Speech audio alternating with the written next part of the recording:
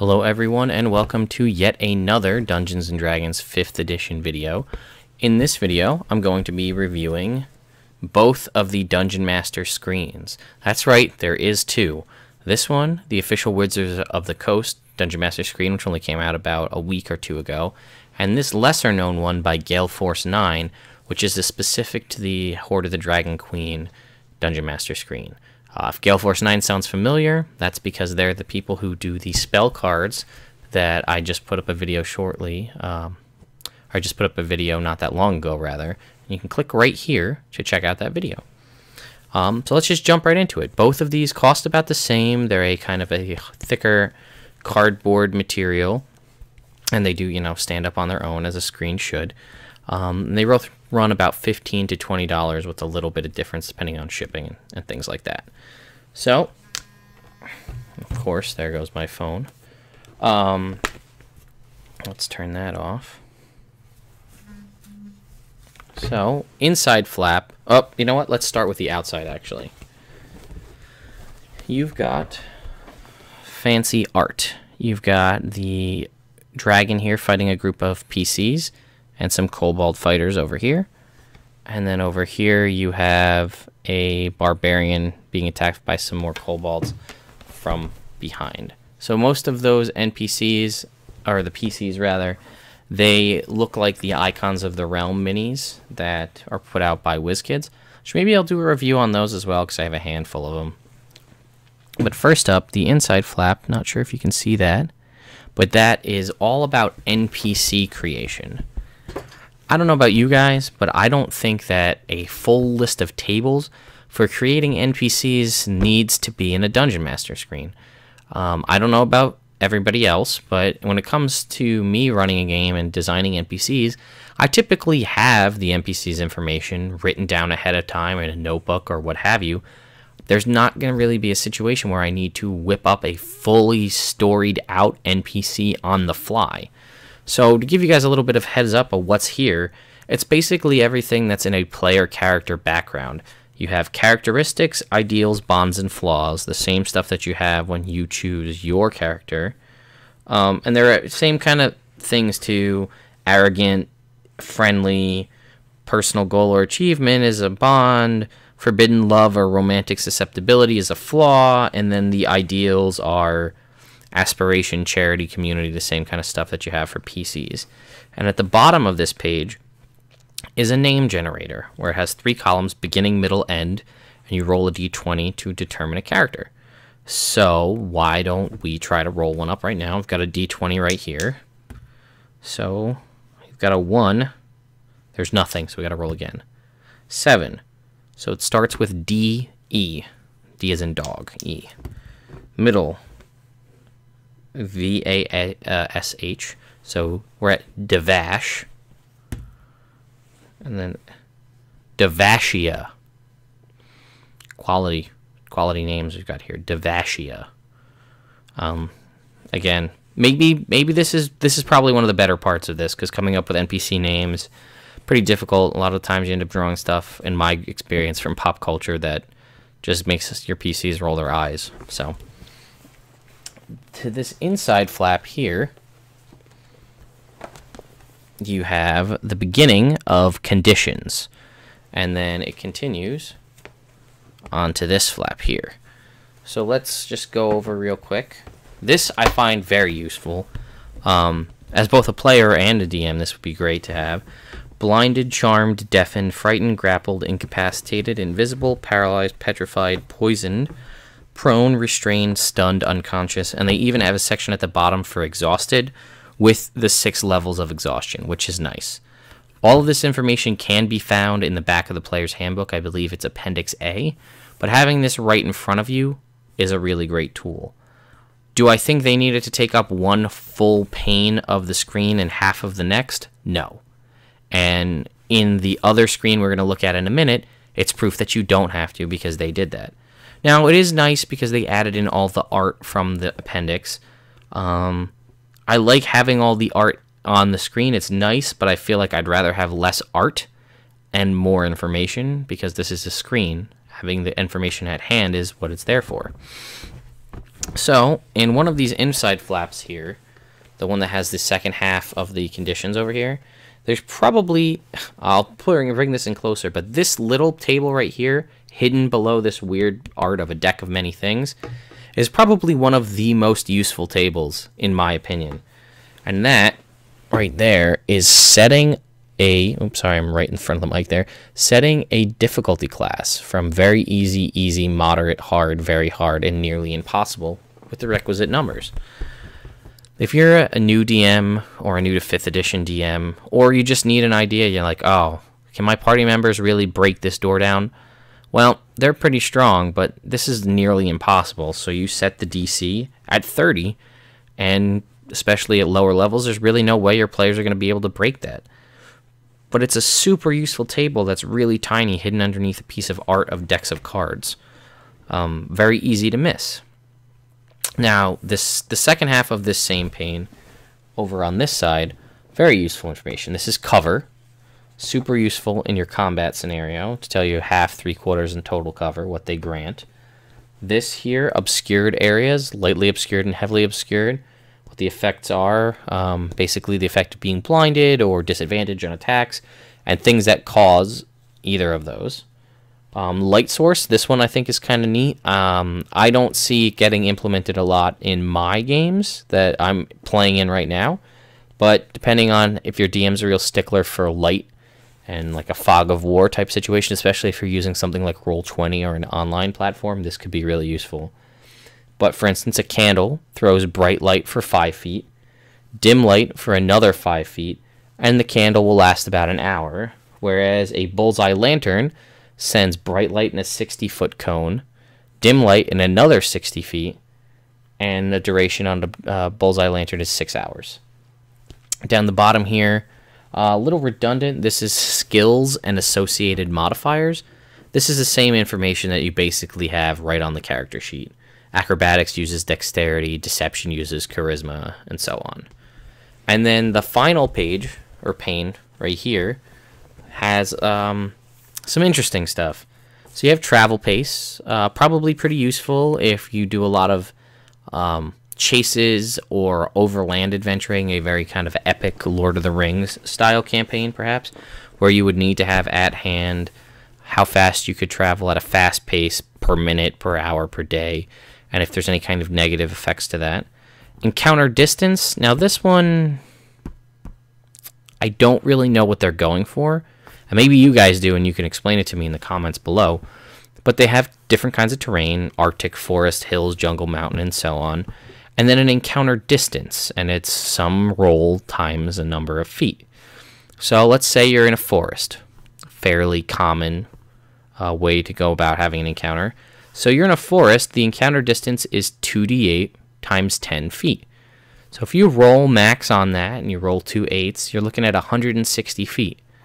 Does that mean that you roll for initiative at 160 feet away from whatever enemy or whatever the encounter is, and then you start taking turn-by-turn actions from 160 feet away? Well, I don't know about you, but that sounds kind of boring to me, especially if you have mostly melee fighters. You're going to be walking in for 60 to 100 of those feet before you even notice what the enemy is. I guess maybe you want to play at the full range of your longbow, and that could be useful. I don't know, but for some of these, like the mountains situation, it could be up to 400 feet away you'd be starting your encounter. That's insane. Audible distance, probably a pretty useful thing. Trying to be quiet, normal noise level, or being very loud, especially with spells like Thunderwave or Thunderous Smite. Knowing how far sound will travel, probably pretty useful. Visibility, if it's rainy, if it's foggy, how many miles or feet you can see. And this bottom table is broken up by levels, levels 1 to 4, 5 to 10, 11 to 16, 17 to 20, and it's damage by level and severity. So if you wanted to do dangerous amounts of damage to characters in the levels of 5 to 10, it's 4d10 damage. How does that come into play? I'm not exactly sure. But there you go. And these last two over here, probably the weirdest, I think. There's the something happens table and the quick finds table. The quick finds table is basically, oh, your PCs find magic herbs or a map or a monster or what have you. But the something happens table, I'm going to read it because I think it's kind of funny, and there's only 20.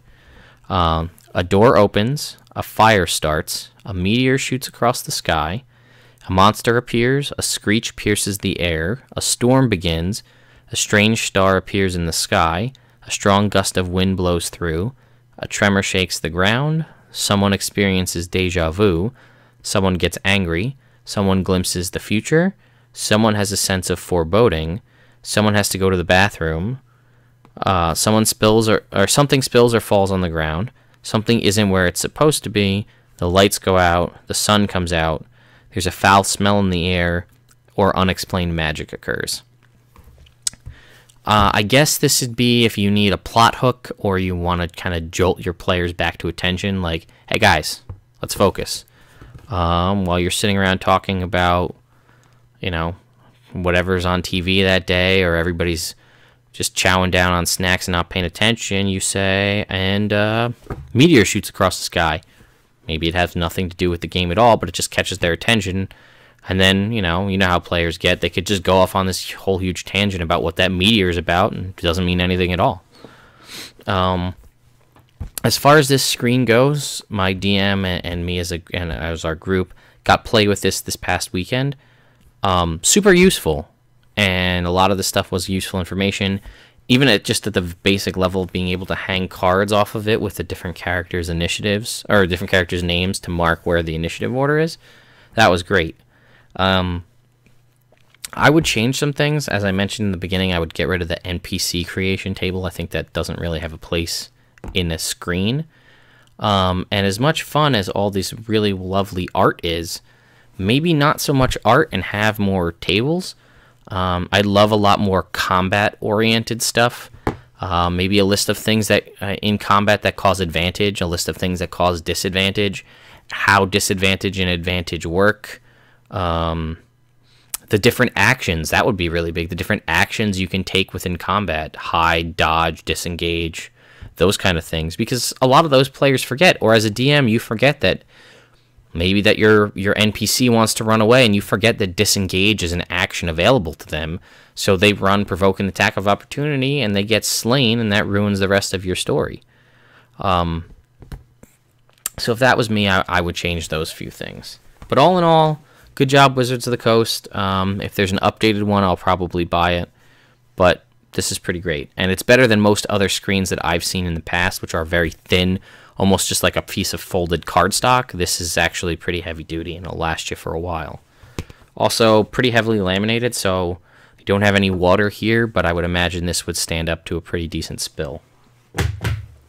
All right, on to the lesser-known Gale Force 9 Hoard of the Dragon Queen one. Now, when I heard that this was Hoard of the Dragon Queen, I assumed that it was sort of themed, but would work pretty much as a general screen for anybody. Turns out it is very much for Hoard of the Dragon Queen and is not really useful anywhere else. So the outside, you've got this nice white dragon freezing this dwarf or barbarian here with an axe. I believe this is actually the art on the front cover of Hoard of the Dragon Queen. And then this flap here is Castle Neartar, outside the Mire of the Dead Men. And then this, I believe, is the Karnath Roadhouse. Okay, so the art, nice. I would have loved to have seen the outside art be the Sword Coast, the full-size map, so that when you have this in front of you, rather than seeing this really pretty dragon, your players can be like, oh, where are we going? Oh, there, and they can actually look at the map. Inside flap. 2 maps, one of the greenest, the other of Parnast. And then probably the least useful thing, 4 ally characters and their pictures with their official art from the game. Gonna not really go into the characters here, but I'll just throw out a spoiler alert. If you haven't really played through the game or encountered any of these NPCs, you may hear names or see names that you were unaware of, so be mindful if you're going to be playing Hoard of the Dragon Queen. These 4 characters, you encounter each of them, but you stop encountering them after about the 6th episode. So there's 2 full chapters, or maybe almost even 3 full chapters after the fact, full-blown chapters, 8 chapters total in the book, that you don't encounter any of these guys. So do they need their own almost whole page in this screen? Probably not.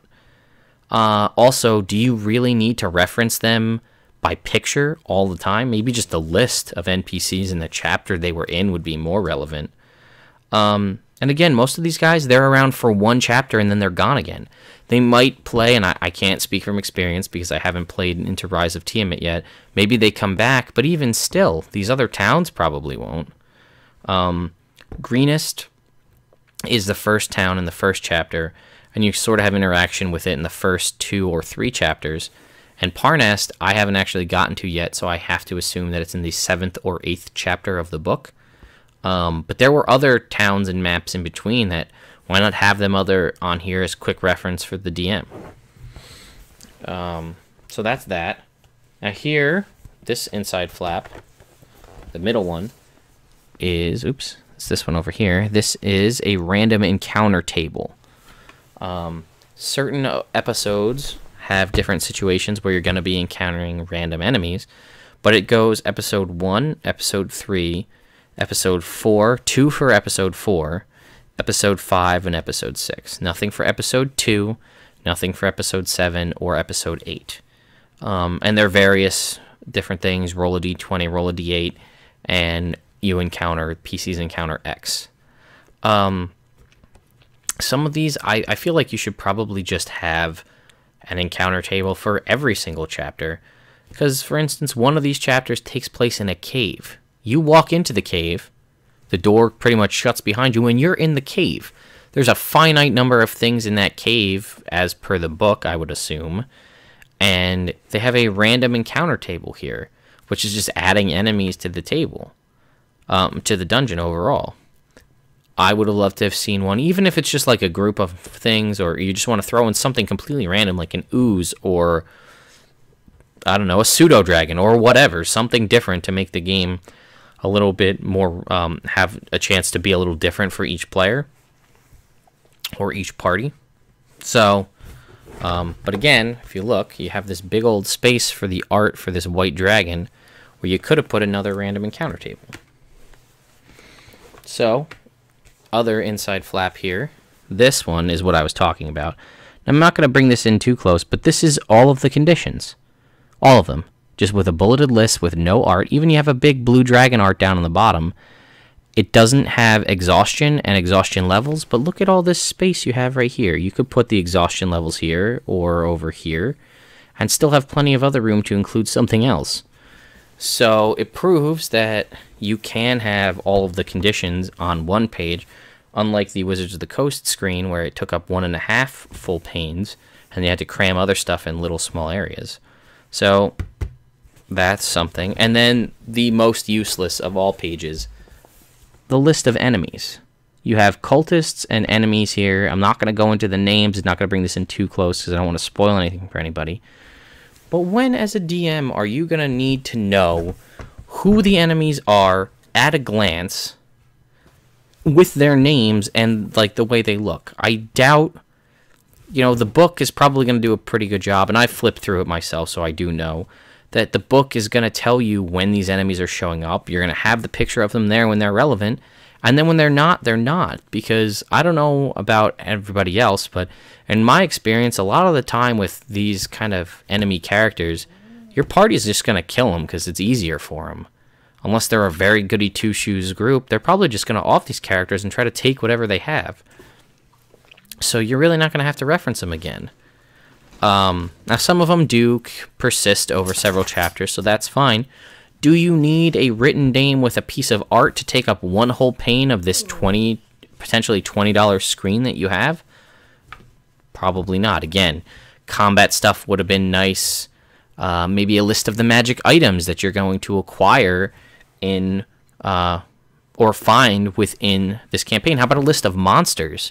So when you need to go reference something in the monster manual, or if it's an enemy that's only available within Hoard of the Dragon Queen, like I know the Drakes aren't in the monster manual, which is kind of weird to me. it has the page numbers, so you can be like, oh, I need to reference that stat block. Let me look it up here. That would be pretty nice. So yeah, all in all, this is a very specific screen. I would only pick this up. You know what? I'm just going to come out and say it. Don't get this. If you're going to buy a screen, get the one from Wizards. It's better. They're exactly the same size, as you can see. They're about the same thickness. This one's a little bit heavier, so it is a little bit thicker, but there's less information than there is on this one. So if you're going to buy a Dungeon Master screen, buy this one. So, guys, that's my review on the Dungeons & Dragons DM screens. Do you guys use screens in your game? Do you make up your own? Did you guys see that really cool DM that made the wooden one with a double dice tower in the middle, one that rolled the dice out to the players and one into him? What do you guys think about that? Leave comments and questions in the description below, and I will answer them to the best of my ability. If you do like this and you'd like to see more tabletop-related things, please like, share, and subscribe to these videos. Again, I mentioned yesterday, or in the in the other video about the spell cards, I bought a lot of these minis from Reaper Minis. Sometimes within the next few days, I'm going to do a review on that and also a quick tutorial on painting. So if you want to make sure not to miss that, be sure to subscribe, and I'll see you next time. Happy role-playing? Die rolling? I don't know. See you next time.